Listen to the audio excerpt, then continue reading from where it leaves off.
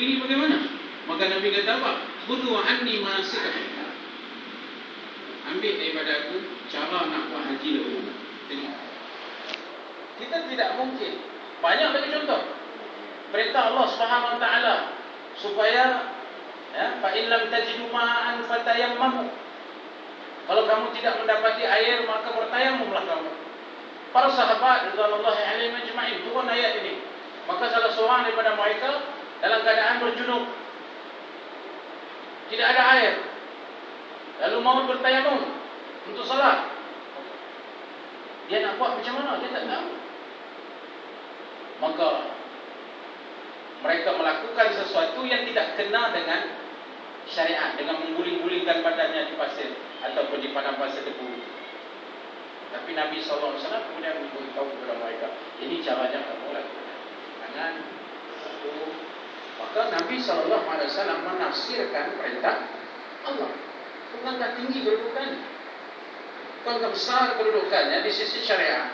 Bahwa Rasulullah SAW bukan hanya kita faham Nabiul Mursal, Nabi yang dikirimkan, tetapi dia juga merupakan bahawa satu benda mengeluarkan manusia daripada kegelapan pada cahaya.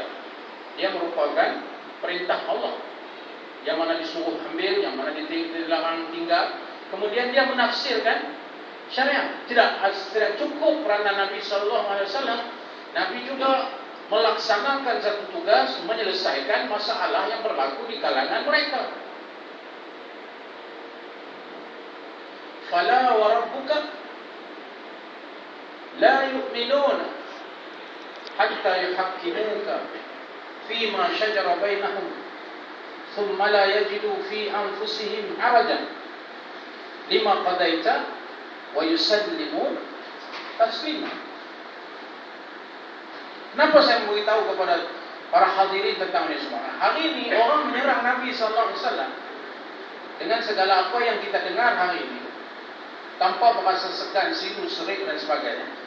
Persoalannya, sejauh mana kita sebagai umat Muhammad memahami kedudukan Nabi SAW, baru kita boleh bertahan. Baguslah bertahan tu, tapi bertahan tanpa ilmu tak boleh. Kita kena tahu apa itu kedudukan Nabi SAW. Yang mana Allah Subhanahu Wa Taala menyebut bahawa bukan sekadar itu, Nabi kita SAW menyelesaikan masalah yang berlaku tak kala mereka tidak ada jalan dan mereka tidak tahu nak selesai masalah mereka. In tanaza'tum fi syai'in farudduhu ila Allah wa ila Rasul, zalikum khairun wa ahsanu ta'wila. Tak kala kamu berbalahan dalam urusan-urusan yang tiada solusinya, tiada keputusannya, farudduhu ila Allah wa ila Rasul. Kembalikan persoalan itu kepada Allah dan Rasul. Maka contohnya apabila persoalan Al-Anfal timbul, harta rampasan perang setelah perang Badar, mereka tidak tahu bagaimana mau membagi-bagikan harta itu, sehingga mereka berebut-rebut di kalangan mereka. Maka turun ayat, yasalunaka 'anil anfal yaqulil anfal lillahi wa lirrasul wattaqullah wa aslihu dzata bainikum wa atii'u Allah wa atii'u rasulahu in kuntum mu'minin. Kamu bertanya tentang harta rampasan perang, serahkan kepada Allah dan Rasul. Dia akan memutuskan, ikut saja apa yang telah diputuskan dalam bab hukum hakam. Maka Nabi itu juga merupakan al-hakim fi niza'at, yang menjadi hakim kepada persoalan-persoalan yang tak dapat diselesaikan oleh manusia. Maka Nabi itu diperintahkan oleh Allah. Lalu Allah Subhanahu Wa Taala kata, fala wa rabbuka, sungguhnya demi Tuhanmu, kamu sekali-kali belum sempurna dan cukup iman kamu. Fala yu'minun, sehingga kecuali hatta yuhakkimuka, mereka meminta engkau menjadi hakim. Hakim ni mana membuat keputusan. Itu kerja hakim, membuat keputusan. Hatta fima syajara. Syajara ay tanaza'a, atas apa yang kamu berbalah-balahan yang tidak ada penyelesaian. Thumma la yajidu fi anfusihim haraja, dan setelah engkau membuat keputusan, mereka tidak patut ada dalam hati mereka rasa sempit atau tak puas hati. Lima qadaita mimma qadaita, apa yang telah engkau putuskan, wa yusallimu taslima, hendaklah mereka menyerah diri atas keputusan. Nabi SAW menjadi kata putus di mana orang yang beriman tidak ada apa-apa alasan untuk menolak keputusan-keputusan itu. Begitu kedudukan Rasulullah SAW. Itu belum lagi kita menceritakan bagaimana kedudukan Nabi itu menjadi apa? Contoh dalam kehidupan bukan orang Islam, contoh kehidupan kepada manusia. Dalam surah Al-Ahzab kita ada baca, laqad kana lakum fi Rasulillahi uswatun hasanah liman kana yarjullaha wal yawmal akhir wa dzakarallaha katsiran. Telah ada kepada Nabi itu satu qudwatun hasanah. Laisa lil muslimin, bukan hanya untuk orang Islam saja. Sedangkan dalam ayat lain Allah kata, "Wa ma arsalnaka illa rahmatan lil alamin."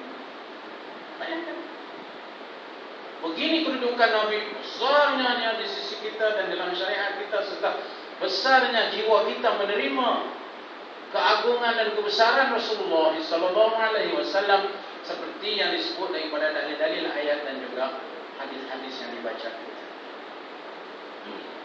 Kita pun tahu dengan ayat surah Al-Ahzab yang di akhir yang selalu kita ulang-ulang, laqad ja'akum rasulun min anfusikum azizun 'alaihi ma 'anittum harisun 'alaikum bil mu'minina raufur rahim fa in tawallaw faqul hasbiyallah la ilaha illahu wa rabbul arsyil azim.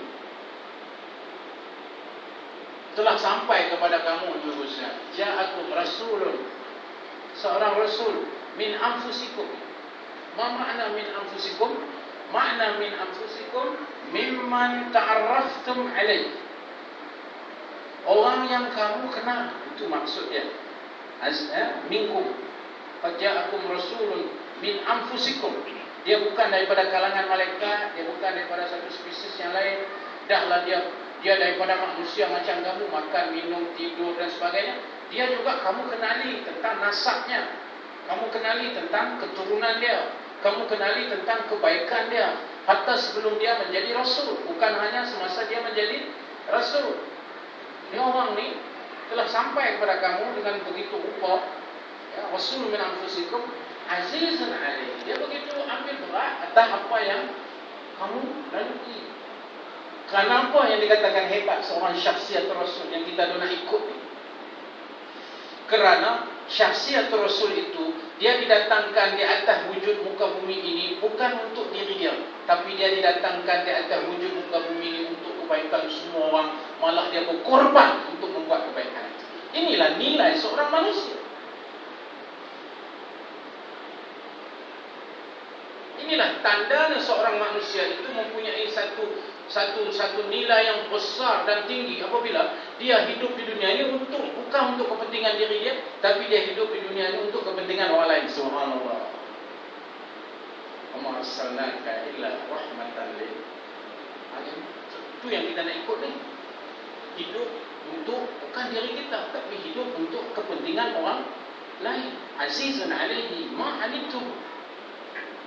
Segala apa yang kamu lalui daripada kesusahan, kepayahan, perit, jerit, dia lagi rasa beban itu. Bagaimana Nabi SAW zaman hari berdoa kepada Allah tentang sedihnya Rasulullah SAW atas apa yang berlaku dalam masyarakat dia. Mana ada kita macam tu? Walaupun kita berasa kadang-kadang tak seronok dengan keadaan masyarakat, tapi tak adalah sampai kita jadi susah nak fikir tentang perkara itu. Tapi Rasulullah SAW saban hari 24 jam yang ada dalam kepala dan benaknya apa yang baik untuk umat ini, bukan apa yang baik untuk diri dia. Ini syakhsiat Rasul. Laqad kana lakum fi Rasulillah uswatun hasanah.